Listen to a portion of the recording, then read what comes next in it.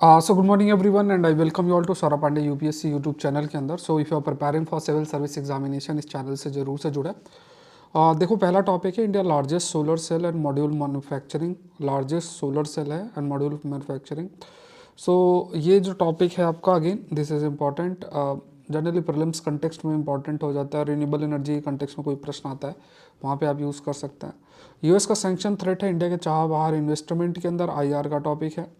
Amending sulphur dioxide emission norms को जो amend करने की बात की गई है, अमेंडिंग सल्फर तो ये एनवायरनमेंट का टॉपिक आ जाता है। फाउंडेशनल एआई साइंस टेक का टॉपिक आ जाता है। एडहॉक जजेस पॉलिटी का टॉपिक आ जाता है। Then corporate treasure ramps up hedging amid dollar search, ठीक है। तो corporate treasure ramp up hedging amid dollar search, तो ये आपका इकोनॉमी का टॉपिक आ जाता है। देन ये एक आपका कल्चरल कंटेक्स्ट ऑफ मैपिंग का टॉपिक आ जाता है। एल डोराडो करके है, ये ज्योग्राफी का टॉपिक आ जाता है, ठीक है। या पूरे यूट्यूब में सर्च करना, ये दो टॉपिक्स आपको नहीं मिलेंगे। तो ये डिपेंड करता है। देखो क्या है कि when you are preparing for civil service, तो ये ज़रूरी नहीं है कि पेपर में, न्यूज़पेपर में हर चीज़ लाइन टू लाइन पढ़ना है। ऐसे तो फिर आपको बहुत ज़्यादा कंटेंट हो जाएगा। एक सोर्स फॉलो करो, that is more than sufficient, ठीक है। मेन सा क्वेश्चन देख लो, ये फ्रेम किया है काफ़ी, मतलब इसमें आपको सोच के लिखना पड़ेगा। It won't be easy for you. So dichotomy between national interest versus global interest will shape world order in future, ये आपको डिस्कस करना है। ये आप लिखो 10 नंबर का, बढ़िया तरीके से लिखना, ठीक है। और जो है आप आकलन प्लस का हिस्सा आ सकता है। टू गेट आंसर इवेल्युएटेड और you can download Saurabh Pandey CSE app. कोई क्वेरी है तो इस नंबर पर आप मैसेज कर सकते हैं। यहाँ पे देख लो प्रीलिम्स का जो 5M सीरीज़ है, मैं फिर से आपसे कह रहा हूँ कि आप 5M सीरीज़ जो है मिस ना करें, बहुत इंपॉर्टेंट है। So the edible part of this plant consist of small round seeds that have an outer layer ranging from black to brown and this late, इसको ब्लैक डायमंड भी बोलते हैं। तो ये क्या है, व्हाट इज़ इट, लास्ट में इसको डिस्कस करेंगे। क्रैश कोर्स का हिस्सा आपको जरूर से बनना है। इस साल की तैयारी कर रहे हो, use the code UPSC live. UPSC live code use करेंगे, अमाउंट विल रिड्यूस बाय 50%। और एक क्रैश कोर्स में हम लोग हर चीज़ को कवर कर रहे हैं। मोर देन 50+ लेक्चर्स मैंने ऑलरेडी आपको डाल दिए हैं। अब आपके ऊपर है, आपको करते जाना है। मेरी तरफ से जो मेरा धर्म है वो मैं करता जा रहा हूँ। और जो ऑथेंटिक सोर्सेस है उन सबको कवर किया जा रहा है। और ये मार्च एंड तक 90% लेक्चर्स आ जाएंगे। सिर्फ करंट अफेयर का बचेगा, जो कि अप्रैल एंड तक मैं ख़त्म कर दूंगा, ठीक है। स्टैटिक पूरा मैं मार्च एंड तक पूरे कंटेंट आपको डाल दूंगा। और सब ऑथेंटिक सोर्सेज, जो किताबें, NCERTs और सब कुछ आपने कहीं से भी पढ़ा है, लेकिन ये चीज़ आपको अलग करेगी, क्योंकि कहाँ पे क्या फोकस करना है, that will make the difference. तो यहाँ पे PT 730, अगर आपको लगता है कि 2 साल का करंट अफेयर आपने नहीं किया है, तो इसको आप करें। 19 लेक्चर मैंने डाल दिए हैं, 19 लेक्चर है। और मैं आपको थोड़ा सा शो कर देता हूँ। कल जो लेक्चर मैंने डाला है, तो उसमें मैंने देखो टॉपिक्स क्या करा, पूरा कवर किया है। ये स्लिम है, ये IMD है, यानो मामी है, ये पूरा मैपिंग कवर करा देता हूँ साथ साथ में। और ऐसा PDF आपको मिल जाता है। तो लेक्चर एक रहता है और लगभग 60, ये ऐसा 60 का ऐसा PPT टाइप ऐसा पेजेस का रहता है। ये पूरा का पूरा आप देख सकते हो। These are all the topics जो मैं कवर कर रहा हूँ PT 730 के अंदर। तो ये फटाफट आप रिवाइज कर सकते हैं। और बाकी सुपर 10 टेस्ट सीरीज़ है।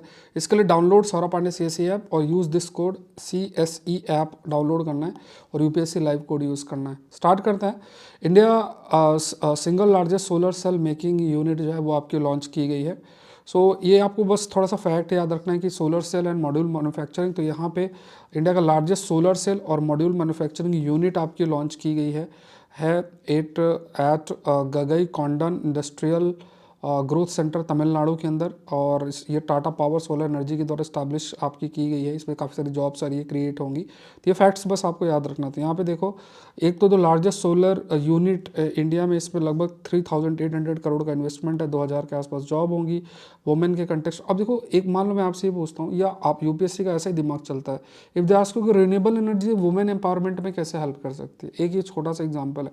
अब अगर आपका दिमाग, मतलब यूपीएससी का अगर थोड़ा सा जो एनालिसिस की तरफ आप जाओगे and you just mention this aspect कि देखो, अगर हम ये एक सोलर पावर ये यूनिट लॉन्च कर रहे हैं, तो इसमें लगभग 1700 जॉब्स जो हैं वो आपकी क्रिएट होंगी। So that is the big thing.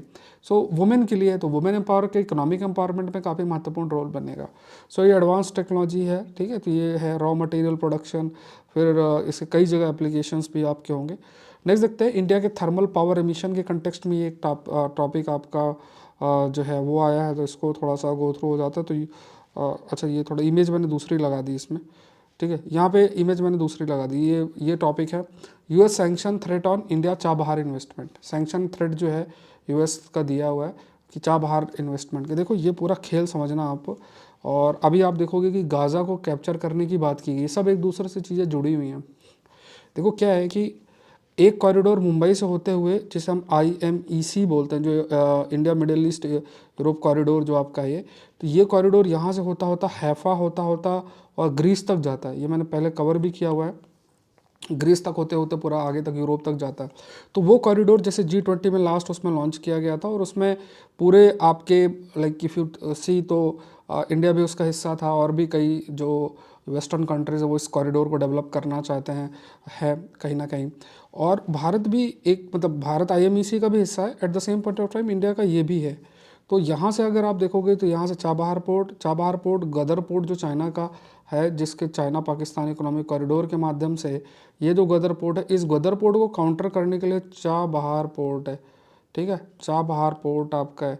तो ये बहुत इंपॉर्टेंट है, ठीक है। चाबहार पोर्ट जो है ये आपका चाबहार पोर्ट काउंटर करने के लिए गदर पोर्ट को इम्पॉर्टेंट बन जाता है। और अफ़गानिस्तान की डिपेंडेंस, अफ़गानिस्तान है, ईरान है, इसके लिए भी बेनिफिशियल, क्योंकि ईरान में लोकेटेड ये गल्फ़ ऑफ ओमान यहाँ पे है, और यहाँ से सीधे हम आगे जो सेंट्रल एशियन रीजन तक जहाँ हम पहुँचना चाहते हैं वहाँ पहुँच सकते हैं। तो ये हमारे लिए हेल्पफुल है।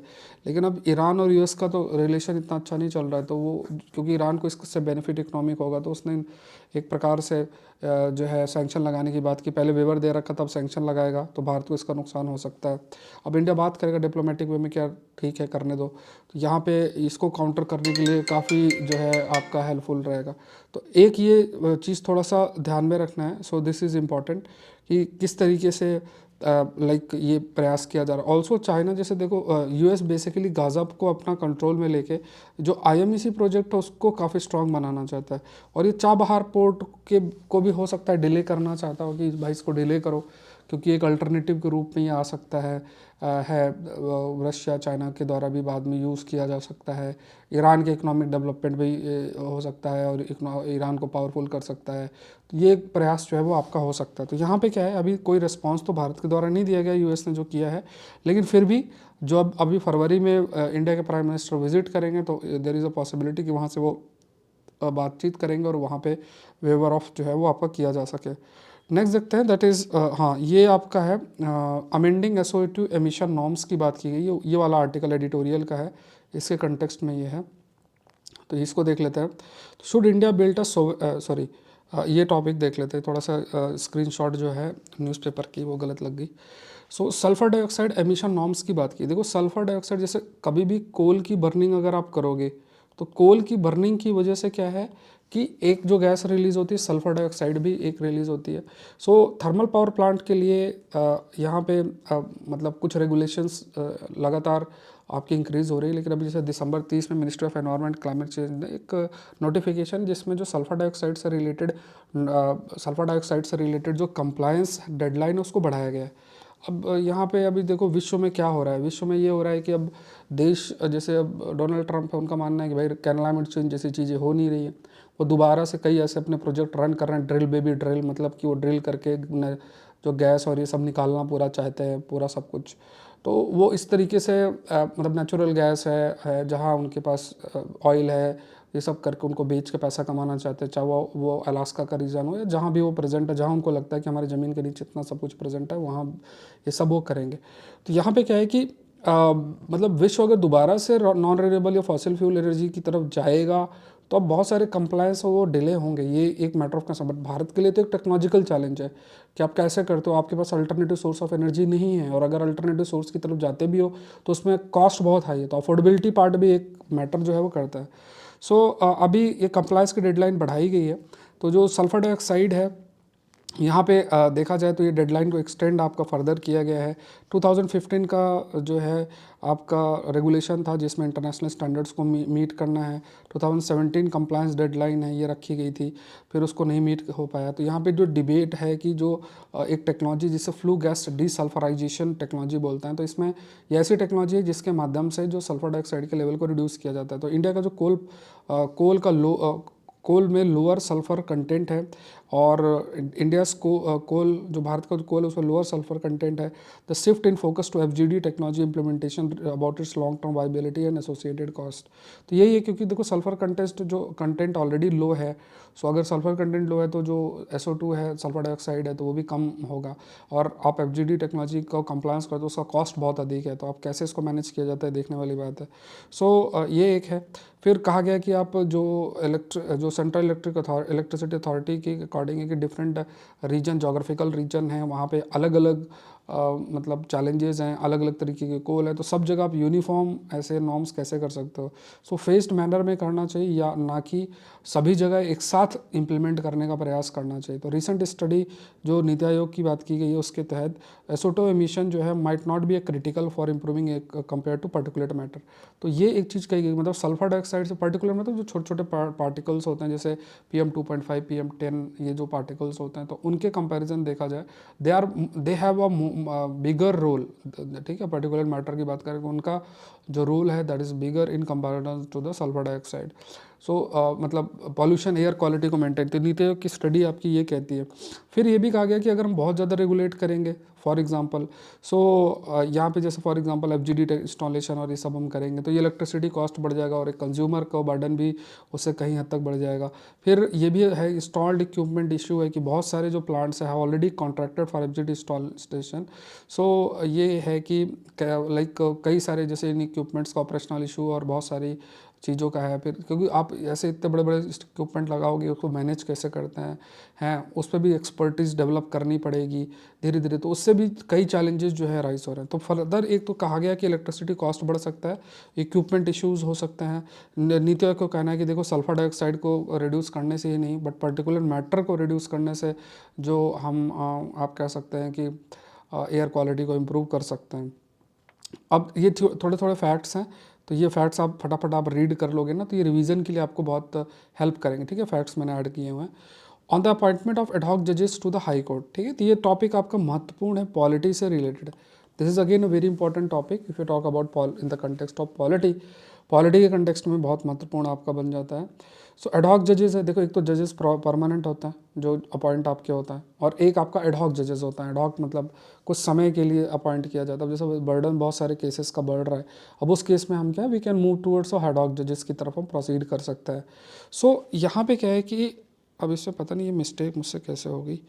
अच्छा ये फाउंडेशनल है, तो एडहॉक जजेस वाला टॉपिक मैं ले लेता हूँ यहाँ पे। इसमें क्या हो गया कि इधर से उधर जो है वो कॉपी पेस्ट कैसे हो गया, आई डोंट नो। ठीक है, चलो यहाँ पे देख लेते हैं अपॉइंटमेंट ऑफ एडहॉक जजेस, ठीक है। अपॉइंटमेंट ऑफ एडहॉक जजेस है।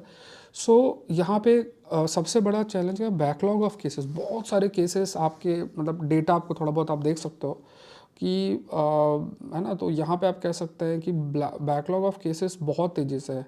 सो यहाँ पे कि लीगल सिस्टम ऐसा कैसा काम कर रहा है। हायर जुडिशरी देखो तो PIL और जो मतलब उस टाइप की चीज़ों में ज़्यादा हायर जुडिशरी इन्वॉल्व रहती हैं, और इतने सारे केसेस लगातार बढ़ते जा रहे हैं, तो इससे हमारा जो ट्रस्ट है जुडिशियल सिस्टम के अंदर वो भी कहीं ना कहीं लोगों का रिड्यूस हो जाता है। अगर उसमें एफिशिएंसी इफेक्टिवनेस नहीं है, उसको मेंटेन कर ले जरूरी क्या है कि हमें नंबर ऑफ जजेस बढ़ाने पड़ेंगे, बट उसकी भी एक लिमिटेशन है। तो एक टाइम के लिए जो एडहॉक जजेस जो है उनको अपॉइंट किया जाता है। तो सुप्रीम कोर्ट जो एक सिग्निफिकेंट डिसीजन जो लिया है to allow high court to appoint ad hoc जजेस स्पेशली, और यहाँ पे आप कह सकते हैं देखो बहुत सारे केसेस हाई कोर्ट में लगभग स्टैगरिंग 62 लाख केसेस है with over 18.2 lakh criminal cases हैं। एडहॉक जजेस जो हैं इन जो अपॉइंट हो सकते हैं, जैसे रिटायर्ड जजेस हैं वो टेम्परेली हाई कोर्ट में काम कर सकते हैं। और ये जो अपॉइंटमेंट है ये लगभग आपका मेंशन भी आर्टिकल 224A इंडियन कॉन्स्टिट्यूशन में, ये आपका 15th अमेंडमेंट 1963 के तहत इंट्रोड्यूस किया गया था, और ये अलाउ करता है कि रिटायर्ड जजेस को अब एडहॉक जजेस के रूप में अपॉइंट किया जा सकता है। तो यहाँ पे ये फैक्ट्स आप थोड़ा सा कोट कर सकते हो, इट्स इंपॉर्टेंट। सो एडहॉक जजेस के केस में ये एस्पेक्ट आपके लिए बहुत जो है वो मैटर करता है। तो आर्टिकल 224A आप याद रखो, 15 अमेंडमेंट 1963 याद रखो, और जो एडहॉक बेसिस आप कह सकते हैं अमेंडमेंट 19 और एडहॉक बेसिस, ठीक है। तो यहाँ पे जजेस ऑन एडहॉक बेसिस, ये पॉइंट्स थोड़े से आपको ध्यान में रखने हैं, ठीक है। आर्टिकल 224 उसके बाद 15th अमेंडमेंट एक्ट है, 15th अमेंडमेंट 1963, इसके कंटेक्स्ट में supreme court, honourable supreme court ने भी कुछ चीज़ें हैं जैसे लोक प्रहारी केस है। सो ये जो है ना, तो यहाँ पे जो ये केस है इसमें it limited such appointment to scenario where judicial vacancy exceed 20% of the sanction strength. So मतलब उसमें ये कहा गया है कि जैसे जो जुडिशल वैकेंसीज़ हैं, मतलब अगर सपोज़ करो कि 10 अपॉइंट होने 100 अपॉइंट होने चाहिए जजेस, और आपके जजेस जो है मान लो 75 ही है, तो vacancies if there vacancy is more than 20%, उस केस के अंदर आप एडॉक जजेस अपॉइंट कर सकते हो। तो ये चीज़ आपकी जो केस, ये केस लोक प्रहारी केस में लिमिटेशन रखी गई है, तो ये एक पॉइंट याद रखना है। Previous instances of ad hoc appointment की बात करें तो इंक्लूड जस्टिस सूरज भान 1972 एंड जस्टिस ओपी श्रीवास्तव 2000 से, तो उसमें भी उन्होंने जो हाईलाइट किया है कि यूटिलाइजिंग रिटायर्ड जजेस in the time of need, ज़रूरत के समय एडहॉक जजेस का यूज़ किया जा सकता है। अब ऑनरेबल सुप्रीम कोर्ट ने कुछ क्राइटेरिया रखा है, जैसे वैकेंसीज होनी चाहिए। सो एडहॉक जजेस जो हैं वो अपॉइंट किए जा सकते हैं, they can be appointed when vacancies in the high court अगर 20% से ज़्यादा है सैंक्शन इंस्टेंस है। पेंडिंग केसेस हैं बहुत अधिक है, लाइक अगर मोर देन 5 ईयर्स और if more than 10% of high court cases are pending for over 5 years, तो ये चीज़ भी है कि अगर केसेस आपके 5 साल से ज़्यादा, मोर देन 10% जो हाई कोर्ट केसेस हैं वो पेंडिंग है 5 साल से ज़्यादा, तो उस केस में एडहॉक जजेस हो सकते हैं। और if the case disposal rate is lower than the rate at which new cases are filed, मतलब नए केसेस जो हैं तेज़ी से आ रहे हैं और जो पुराने केसेस उसका डिस्पोजल बहुत ही रिड्यूस है, तो बैकलॉग बढ़ता जाएगा, तो उस केस में भी हम एडहॉक जजेस के केस में तो एडहॉक जजेस का अपॉइंटमेंट कर सकते हैं। तो ये फैक्ट आप थोड़ा सा याद रखें कि किन कंडीशंस में जो एडहॉक जजेस हैं उनका अपॉइंटमेंट किया जा सकता है। So national judicial data grid indicated that there are 62 lakh pending cases across high courts. ठीक है, तो यहाँ पे लगभग 18.2 लाख क्रिमिनल केसेस पेंडिंग हैं, more than 44 lakh civil cases हैं, ये हैं। पोटेंशियल इम्पैक्ट ऑफ डिसीजंस की बात करें, सो अपॉइंटमेंट ऑफ एडहॉक जजेस जो है ये it is expected to have, like judicial system के अंदर अगर देखा जाए तो to have a transformative impact on judicial system जो है ना, तो यहाँ पे पोटेंशियल इम्पैक्ट अगर देखें है ना, तो अपॉइंटमेंट ऑफ एडहॉक जजेस इज़ एक्सपेक्टेड टू हैव काफ़ी इंपॉर्टेंट है, मतलब क्योंकि देखो जस्टिस तेजी होगा, एक्सपेडाइट होगा, जो पब्लिक ट्रस्ट वो बढ़ेगा अगर सारे केसेस, ठीक है ना, तो जो ये आप कह सकते हैं कि जो पब्लिक ट्रस्ट है दैट, जो इन्हांस्ड पब्लिक ट्रस्ट आपको देखने को मिलेगा, तो मोर रेस्पॉन्सिव अगर जुडिशियल सिस्टम होगा, केस जल्दी आपके सॉल्व होंगे, तो पब्लिक ट्रस्ट बढ़ेगा। चैलेंज क्या है इसमें, जो जुडिशियल क्वालिटी है उसमें इनकन्सिस्टेंसी आ सकती है, बट अभी कितना सही है, क्योंकि देखो जुडिशियल अपॉइंट आप करोगे तो ऐसा तो है नहीं कि किसी को उठा के बना दोगे कि तुम एडहॉक जज बन जाओ, तो वो तो रिटायर्ड जजेस they are aware about it, तो ये कहना कि वो कंसिस्टेंसी मतलब इनकन्सिस्टेंसी होगी, वो डिपेंड करता है आप सही पर्सन को अगर अपॉइंट करोगे तो जुडिशियल क्वालिटी में तो ऐसा इम्पैक्ट नहीं बढ़ सकता है। और अब ये भी ज़रूर से कि अपॉइंटमेंट टेम्परेरी नेचर का है, तो टेम्परेरी नेचर का है तो किस टाइप से वो एक्ट करता है, या फिर ये भी है कि जजेस जो रिटायर हो रहा है उनको थोड़ा टाइम बढ़ा दो, बट उसके लिए संवैधानिक अमेंडमेंट करना पड़ेगा, ये सब चीज़ें हैं। फ्यूचर यहाँ पे देखा जाए, सो यहाँ पे अब जो भी आपकी कम्युनिटी, लीगल कम्युनिटी है, वो देखेगी कि ऐसे अपॉइंटमेंट का क्या इफेक्टिवनेस होता है, क्या बैकलॉग इससे ख़त्म होता है कि नहीं होता है। और ये एक तरीके से जो हाईलाइट किया गया है ऑनरेबल कोर्ट के द्वारा भी, रिसेंट जो लाइक सुप्रीम कोर्ट के द्वारा भी ये बात कही गई है about the related to the appointment of the ad hoc जजेस। सो अब इस चीज़ को किस तरीके से रखा जाता है, एंड या ये भी देखना है कि जो अफेक्टिवनेस है ऐसे अपॉइंटमेंट का क्या बेनिफिट है, और ये कैसे हमारे ओवरऑल लीगल सिस्टम को हेल्प कर सकता है, ये चीज़ है। तो देखो कभी भी बहुत ही कॉम्प्लेक्स आर्गूमेंट पे नहीं जाना, आप ज़्यादा से ज़्यादा इस टॉपिक पे 10 नंबर का लिख सकते हो, ठीक है। और जब आप 10 नंबर का लिखते हो तो उस केस में आपके पास 2-4 पॉइंट्स होने चाहिए, जैसे हमने दिखाया स्पेसिफिक केसेस, क्राइटेरिया क्या अपॉइंटमेंट होगा, आर्टिकल 224A कब आया, कौन सा अमेंडमेंट था, ये फैक्ट, इतने फैक्ट अगर आपको याद हैं तो that is more than sufficient. अभी आप ये देख सकते हो फटाफट, ये जो भी आपके वी कैन से कि जो आपके ये मतलब फटाफट आप इस चीज़ को रिवाइज कर सकते हो, so you can go through it. Next देख लेते हैं, corporate treasure ramp up hedging amid dollar surge. तो ये थोड़ा सा देख लेते हैं, फाउंडेशनल एआई का टॉपिक किधर गया, हाँ अच्छा ठीक है, ये फाउंडेशनल एआई पहले कर लेते हैं, अंडरस्टैंडिंग फाउंडेशनल एआई, ये टॉपिक आपका आया है, इसका मैंने इमेज जो है सही नहीं लगा रखी है, और सल्फर डाइऑक्साइड वाला हमने कवर कर लिया है। ओके, फाउंडेशनल एआई, तो फाउंडेशनल एआई भी देखो न्यूज़ में भी है। तो ये AI refers to underlying architecture and model that serve as a bedrock for more specialized AI application. So artificial intelligence अगर हम मतलब बात करते हैं AI सिस्टम, तो यहाँ पे क्या है कि जैसे एक तो ह्यूमन इंटेलिजेंस होता है, और एक आपका होता है कि बेस्ड ऑन सर्टेन थिंग्स आप मान लो एक एल्गोरिदम डेवलप कर रहे हो, रोबोट बना रहे हो, या कोई भी एक कंप्यूटर बेस्ड सिस्टम बना रहे हो जो कि ह्यूमन इंटेलिजेंस को एक तरीके से कॉपी करे। सो ये आर्टिफिशियल इंटेलिजेंस का एक बेसिक प्रिंसिपल है जिसके तहत वो काम करता है। बहुत एडवांस्ड, जैसे जो हम ह्यूमन लाइक बिहेवियर डेवलप करना चाहते हैं तो उसके लिए हम न्यूरल नेटवर्क का इस्तेमाल करना चाहते हैं।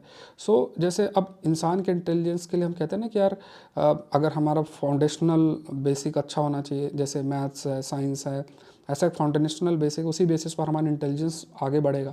ऐसे ही क्या है कि जब आप AI application based system develop करना चाहते हो तो उसके लिए कुछ चीज़ों का एक बेसिक स्ट्रक्चर आर्किटेक्चर का या मॉडल का ज़रूरत होगा जिस पर बेस्ड आपका एआई सिस्टम डेवलप होगा, उसे हम फाउंडेशनल एआई कहते हैं।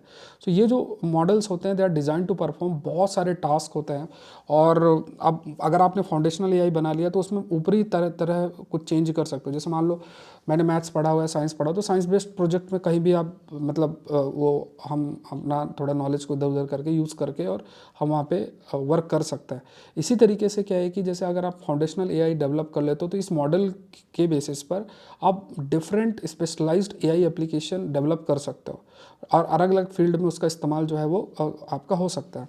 एक तो जनरल पर्पस मॉडल्स होते हैं, तो फाउंडेशनल एआई जैसे फॉर एग्जांपल GPT-4 यूज़ होता है, बर्ट है which can fine tune for specific application के लिए इस्तेमाल हो सकता है। ये कई सारे लाइक डिफरेंट सेक्टर में इनका इस्तेमाल किया जा सकता है, हेल्थ केयर, फाइनेंस, एजुकेशन। सो फाउंडेशनल एआई की बात अगर करें तो बहुत सारे जो integration across various platform and application, तो कई जगह पे जो डिफरेंट प्लेटफॉर्म्स हैं उनका इंटीग्रेशन के लिए भी हेल्पफुल हो सकता है। अब इनोवेशन इन फाउंडेशनल एआई, तो landscape of A foundational AI ये बहुत तेज़ी से आपका इवॉल्व भी हो रहा है। जैसे एक तो सॉवरेन एआई मॉडल की बात की जा रही है, like countries like India developing their own foundational AI model.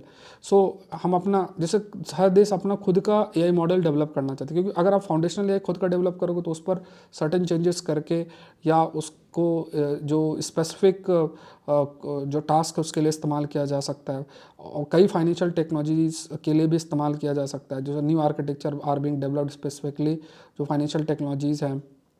AI education है, एजुकेटिंग है ना, तो यहाँ पे ये भी है कि जो यंग पीपल है उन्हें भी एआई टेक्नोलॉजी के बारे में आपका अवेयर करना, ये भी एक प्रयास आपका किया जा रहा है। तो sovereign AI model, own financial technologies, ऐसे कई सारे ट्रेंड है जहाँ पे प्रयास किया जा रहा है कि इस बेसिस में जो फाउंडेशनल एआई है उसमें इनोवेशन आपका किया जाए। Role of foundational AI future technology के अंदर वो तेज़ी से आपका बढ़ ही रहा है। हर जगह आप देखो कि जो मॉडल है वो इसका इस्तेमाल है, will be essential for ensuring that जो जो एप्लीकेशंस हैं वो अडाप्टेबल हों, डिपेंडिंग अपॉन द टास्क वो अडाप्टेबल हो सकते हैं, या जो कॉम्प्लेक्स टास्क है उसको हैंडल किया जा सकता है। तो इससे क्या कि यूज़र का एक्सपीरियंस इंप्रूव होगा। ऑल्दो एआई एथिक्स जो है, जैसे जैसे एआई का इस्तेमाल होगा तो जो भी एआई है उसमें जो यूज्ड एल्गोरिदम है वो कुछ इस तरीके से आपकी होनी चाहिए, कुछ इस तरीके से होना चाहिए जिसके माध्यम से इट बिकम्स मोर प्रोमिनेंट। तो कोई भी बायसनेस या बायसनेस ना हो और ट्रांसपेरेंसी आपके बेटा मेंटेन रहे। So ethical AI practices will become more prominent. ये बहुत इंपॉर्टेंट, इथिकल एस्पेक्ट को फॉलो करना, रिसर्च एंड डेवलपमेंट इस फील्ड में होते रहना चाहिए, तभी हम एआई के एप्लीकेशन को भी इम्प्रूव और इंक्रीज कर सकते हैं और फ्यूचर के अंदर भी इसका यूज़ आपका बना रहेगा। ऐसा नहीं कि आप एआई सिस्टम डेवलप कर रहे हो और उसमें रिसर्च डेवलपमेंट अगर आपकी तरफ से कुछ भी नहीं है तो हो सकता है कि आपके सिस्टम से बेटर जो है दूसरा सिस्टम डेवलप हो जाए, फिर आपके सिस्टम को कोई यूज़ ना करे। तो उस पर भी हमें रिसर्च एंड डेवलपमेंट पे फोकस आपका करते रहना है। Let's move to the next topic. Next topic जो है वो देख लेते हैं, surging US dollar spurs jump in corporate foreign exchange hedging. ठीक है, सो ये थोड़ा सा देख लेते हैं। और जो US dollar, surging US dollar spurs jump in corporate foreign exchange hedging. So corporate treasure ramp up hedging amid dollar surge. ठीक है, यहाँ पे अगर देखा जाए तो यूएस डॉलर अगर बात किया जाए तो यहाँ पे उसका जो परफॉर्मेंस है थोड़ा इंप्रूव हो रहा है विद डॉलर इंडेक्स लगभग 7% अबाउ सितंबर देखने को मिल रहा है। और ये जो आपका है इसमें जो यूएस का इकोनॉमिक ग्रोथ है, एक्सपेक्टेशन कि यूएस का इकोनॉमिक ग्रोथ तेज़ी से होगा, और इसमें जो यूएस का प्रोटेक्शनिस्ट ट्रेड पॉलिसी उसके कंटेक्स्ट में देखो क्या है कि आपका जो विश्व का ट्रेड है, वो विश्व के ट्रेड में जो एक करेंसी सबसे ज़्यादा इस्तेमाल होने वाली है वो यूएस डॉलर का इस्तेमाल बहुत तेज़ी से है। और अगर सपोज़ करो कि इकोनॉमिक ग्रोथ या जो ओवरऑल विश्व का ट्रेड है उसमें यूएस का पार्टिसिपेशन जितना अधिक होगा, जो यूज़ है, एप्लीकेशन है डॉलर का, वो बढ़ेगा और डॉलर की एक्सेप्टेबिलिटी बहुत हाई है। सो ये चीज़ आपकी हाईलाइट की गई थी यहाँ पे। अभी जो फिलहाल के लिए कहा जा रहा है कि धीरे धीरे जो एक्सपेक्टेड इकोनॉमिक ग्रोथ है यूएस का, वो मतलब जैसे जो डोनाल्ड ट्रंप उनकी पॉलिसी को देखते हुए कि जो ट्रेड पॉलिसी है उनकी प्रोटेक्शनिस्ट ट्रेड पॉलिसी अपनाई जा रही है, या जो भी पॉलिसी, तो हो सकता है फ्यूचर के अंदर अगर यूएस इकोनॉमिक ग्रोथ थोड़ा सा बेटर हो तो उसमें इस एक्सपेक्टेशन में जो यूएस डॉलर है वो इम्प्रूव भी हो सकता है। और इसका अपोजिट भी हो सकता है कि अगर प्रोटेक्शनिस्ट टेंडेंसी अगर ट्रेड में पार्टिसिपेशन रिड्यूस हो, या फिर जैसे ये डिफरेंट इकोनॉमिक कॉरिडोर जैसे आईएमईसी जैसे इकोनॉमिक कॉरिडोर डेवलप करके और अगर इतना सक्सेस अचीव ना किया जाए, या फिर यूएस चाइना के जो इकोनॉमिक कॉरिडोर है या उनका जो शेयर बिजनेस में अगर वो बढ़ता चला जाए, सो उस स्थिति के अंदर है ना, उस स्थिति के अंदर आप कह सकते हैं अगर ऐसी स्थिति बनेगी तो उस स्थिति के अंदर वी कैन से कि जो कंट्रीब्यूशन है इकोनॉमिक ग्रोथ में, ओवरऑल वर्ल्ड के इकोनॉमिक ग्रोथ में कंट्रीब्यूशन यूएस का रिड्यूस होगा, या यूएस की इकोनॉमी अगर नेगेटिवली अफेक्ट होगी तो डॉलर भी इससे कमज़ोर आपका पड़ेगा। सो ये जो डॉलर स्ट्रेंथ है ये इकोनॉमिक रेजिलियंस या फिर जो इकोनॉमिक स्ट्रेंथ है उसके लिए फ़ायदेमंद है। एंड ये भी आपका हाईलाइट आपका किया गया है कि ये जो एनवायरनमेंट है इसमें जो कई कॉर्पोरेट सेक्टर्स हैं, like for example often characterized by their cautious are increasingly incorporating forward contracts, currency options, swaps to their financial strategies, और corporate communities now acknowledging the need to hedge against currency fluctuation that threaten their profit। तो ये बहुत important है। कई सारे corporate sectors होते हैं ना, तो यहाँ पे मतलब जैसे जो कॉर्पोरेट मतलब बड़ी बड़ी जो कंपनीज होती हैं, तो अब उसमें जैसे वो ट्रेड करता है, अब उन्हें ये अगर उनको ये रहता है कि यार जो करेंसी है, जैसे कोई भी करेंसी अगर वो यूज़ करता है, अगर उसका जो वैल्यूएशन उससे फ्लक्चुएट करता है तो उनकी प्रॉफिटेबिलिटी भी अफेक्ट होता है। अगर मान लो उस करेंसी की वैल्यू अभी 100 है, फिर उसके बाद 80 हो गई, फिर 100 हो गई, फिर 110 हो गई, फिर 150 हो गई, इस टाइप का फ्लक्चुएशन हो तो उनकी प्रॉफिटेबिलिटी भी बहुत अफेक्ट हो। इसकी वजह से वो क्या करता है, वो अपने आप को डाइवर्सिफाई करते हैं, हेजिंग करते हैं, मतलब कि जो रिस्क है उस रिस्क को काउंटर करने के लिए पहले से स्टेप्स लेकर रखते हैं। जैसे करेंसी ऑप्शंस रखते हैं कई सारे, है ना, एक करेंसी ऑप्शन में क्या कि एक प्री डिटरमाइंड रेट में कि भाई ये है और अगर हमें चाहिए होगा तो हम इस रेट में आपसे ले लेंगे, मतलब प्री डिटरमाइंड रेट में करेंसी एक्सचेंज हो सकता है। स्वैप करना कि हम आपको ये करेंसी में देंगे, तुम हमें उस करेंसी में दे देना, या कोई फॉरवर्ड कॉन्ट्रैक्ट है जिसमें फ्यूचर जो ट्रांजैक्शन है वो एक पर्टिकुलर एक्सचेंज रेट के अंदर होगा। तो इस तरीके की स्ट्रेटजीज आपकी लगाई जाती हैं, और इसका ऑब्जेक्टिव क्या होता है कि जो भी ये प्राइसिंग में करेंसी के फ्लक्चुएशन है इसको मीट करने के लिए, ठीक है, जो करेंसी फ्लक्चुएशन है उसको मीट करने के लिए प्रयास जो है वो आपका किया जाता है। अब मार्केट सेंटिमेंट है, मार्केट सेंटिमेंट है कि अब देखो लोगों को ये है कि यार अगर डॉलर एक तरीके से अगर वो है ना, अगर डॉलर स्ट्रांग है तो लोग डॉलर का ही एक्सेप्टेबिलिटी उनकी हायर रहेगी। ऑल्दो ये डिपेंड करता है यूएस की पॉलिसीज़ पे, आगे जो डोनाल्ड ट्रंप के द्वारा पॉलिसीज़ हैं वो कितनी इफेक्टिव हैं वो भी देखने वाली बात आपकी हो सकती है। मार्केट का सेंटिमेंट अगर देखा जाए, और जैसे मान लो कि जो dollar strength has protective tariff come into play, companies are to remain vigilant, क्योंकि मतलब जैसे मान लो ट्रेड वॉर ही हो जाए, अब ट्रेड वॉर की अगर बात करें तो फिर फ्यूचर के अंदर कहीं ना कहीं कदम उठाने पड़ेंगे। अगर ट्रेड वॉर की स्थिति होगी तो कोई जो कंपनीज है बड़ी बड़ी, अब वो ऐसा थोड़ी ना सारा यूएस में ही ट्रेड करेंगी या डॉलर में ही ट्रेड कर, अभी चाइना ने कुछ कर दिया, रशिया ने कुछ कर दिया, या उनके एलाइज ने कुछ कर दिया, या वो युद्ध हो जाए, बहुत सारी ऐसी स्थिति होंगी जिसमें करेंसी में फ्लक्चुएशन काफ़ी अधिक हो सकता है। तो उसमें विजिलेंट रहने की ज़रूरत है। इसमें मार्केट सेंटिमेंट आपका वेरी कर सकता है, लेकिन विश्व में जो ये करेंसी है, ये करेंसी के कोई भी करेंसी है, खासतौर से ऐसी करेंसी जिसका पहले से बहुत अधिक ट्रस्ट है, अगर उसकी वैल्यूएशन में बहुत लगातार फ्लक्चुएशन होता रहेगा, और इस फ्लक्चुएशन की वजह से काफ़ी सारे इश्यूज जो है वो आपके राइज हो सकते हैं। ठीक है, ये फैक्ट्स आप रीड कर लेना, ये पूरी चीज़ें इसमें मेंशन्ड है। नेक्स्ट देखते हैं, ट्रीटी ओ वैतांगी करके है, ट्रीटी ऑफ वैतांगी मावरी। ये ट्रीटी ऑफ वैतांगी जो है ये 1840 के अंदर साइन की गई थी। ब्रिटिश और जो माओरी चीफ थे, मतलब ये बेसिकली न्यूजीलैंड के ट्राइबल कम्युनिटी है शायद, तो उनके बीच में ये साइन किया गया था। और उसमें ये था कि ब्रिटिश सेटलमेंट तो था ही, साथ में जो माओरी लोग थे उनके लैंड राइट्स को एक्सेप्ट किया गया था। तो treaty is considered New Zealand founding document and इसमें कई सारे इंटरप्रिटेशन और डिस्प्यूट आगे चल के हुए थे। सो ट्रीटी ओ वैटांगी ये है, ये आपका सेलिब्रेट किया जाता है एज अ जो ब्रिटिश क्राउन और माओरी जो आपका ट्राइब है उनके बीच में जो भी एक पार्टनरशिप थी, तो एज अ सिंबल के रूप में उसको इसको सेलिब्रेट किया जाता है। तो ये आपको ध्यान में रखना है, दैट इज ट्रीटी ओ वैटांगी। ठीक है, ये फैक्ट याद रखना है। नेक्स्ट देखते हैं USAID के बारे में, देखते हैं जो यूएस के जो मतलब प्रेसिडेंट है उन्होंने इसको डिसमेंटल करने की बात की है। सो यहाँ पे देखते हैं USAID क्या है कि United state agency for international development, ये यूनाइटेड स्टेट की है, ये यूएन की नहीं, ये ध्यान में रखना है। United state agency for international development है और ये अमेरिकन फॉरेन पॉलिसी का आप कह सकते हैं कि इंपॉर्टेंट पार्ट है, has been a cornerstone of American foreign policy. और इससे काफ़ी सारी जो ह्यूमैनिटेरियन एड है, ग्लोबल डेवलपमेंट की अगर बात करें तो delivering humanitarian aid and fostering global development, तो विश्व में बहुत सारे डेवलपमेंट एक्टिविटीज़ जो आपकी हो रही हैं, तो उसमें कहीं ना कहीं अमेरिका की भागीदारी इसके माध्यम से आपकी होती है। So with proposed cut to staffing funding, तो ये चीज़ देखने को मिल रहा है। मतलब कई चीज़ें, जैसे उस साइड आप उसको रन करने के लिए बहुत सारे एम्प्लॉयज़ होंगे, बहुत सारे लोग होंगे, तो उनको कम करना, फंडिंग कितनी हो रही है उसमें रिड्यूस करना।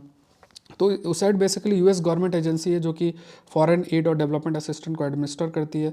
इसमें कट किया गया है कि है ना, तो इसमें स्टाफ का रिडक्शन भी होगा। यहाँ पे कई सारे जो एग्रीकल्चर लीडर्स और बहुत सारे लोग उन्होंने कंसर्न रेस किया है यहाँ पे, क्योंकि डिफरेंट ओपिनियन है, कई का अलग अलग थॉट प्रोसेस है फॉरेन एड को लेके कि इसका इम्पैक्ट क्या पड़ता है। और जो crucial role global health environment protection humanitarian effort में USAID का एक महत्वपूर्ण रोल है। यूएस के द्वारा जो पैसा दिया जा रहा है, अब तो डोनाल्ड ट्रंप का मानना है कि भाई हमारे जो बेनिफिट में है, मतलब पहला अमेरिकन इंटरेस्ट है, बाद में ग्लोबल इंटरेस्ट है, तो ये चीज़ है। सो USAID फंड हेल्थ प्रोग्राम जिसमें डिजीज़, मैटरनल चाइल्ड हेल्थ, बहुत सारे ऐसे इश्यूज़ को किया गया है। और यहाँ पे how can citizen support USAID mission, तो यहाँ पे कई सारे डोनेशंस, अवेयरनेस रेस करने में और उनका एक रोल रहता है। लेकिन ये अभी जो प्रेजेंट प्रेसिडेंट है उनका मानना है कि भाई USAID हमारे इतने हेल्प के लिए नहीं, हम ऐसे पैसे नहीं दे सकते, ऐसा पैसा हम नहीं दे सकते जिससे हमें कोई बेनिफिट नहीं है। नेक्स्ट देखते हैं, ये IR का टॉपिक है, that is Nigeria lithium mining L Dorado. अब इसमें देखो एल डोराडो शब्द जो है ये लिथियम माइनिंग को बोला जाता है, एल डोराडो, ये टर्म आप याद रखना।